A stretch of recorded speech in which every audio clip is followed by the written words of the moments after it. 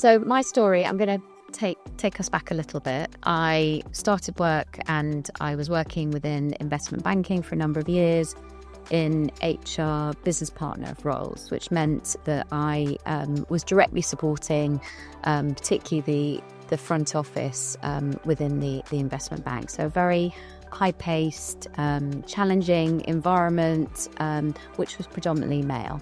However, there were some female stars that, worked in the teams there. And what I began to notice was that these women, as they, kind of progressed, they also started having families. And one of the things that I picked up is that it wasn't as easy for them to return to the organisation as perhaps it was for their male colleagues, for obvious reasons, taking a leave of absence. And at that time, the typical amount of time was probably maximum 6 months. But they found it hard to navigate coming back into the organisation. They often felt overlooked when they did return.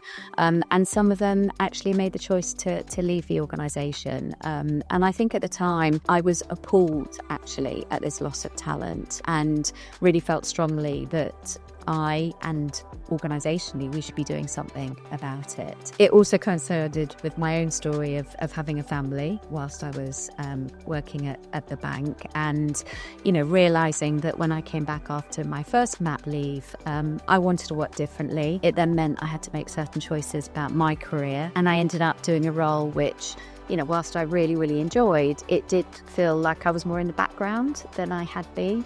I felt like I went from being, quite high potential and, kind of on everyone's radar to slightly forgotten. And, then in my second mat leave, when I had my son, I also noticed how isolated actually I felt from the organisation.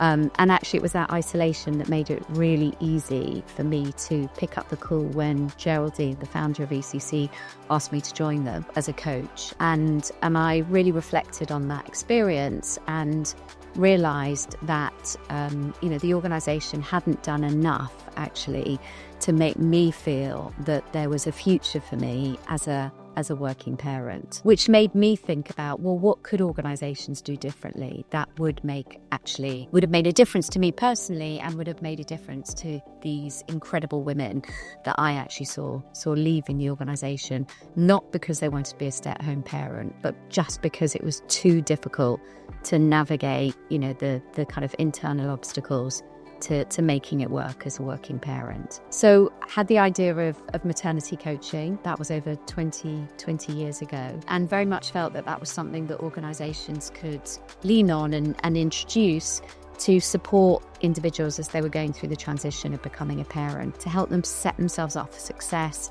to help them really think about what it was that they wanted from their career and how they were going to be empowered to manage that in their new context as a working parent as well. Luckily for me, Geraldine and Kate, the founders of ECC, loved the idea as well. And, having worked in financial services as coaches for many years, could also see the problem and the potential of the difference that, providing coaching at this transition point could make.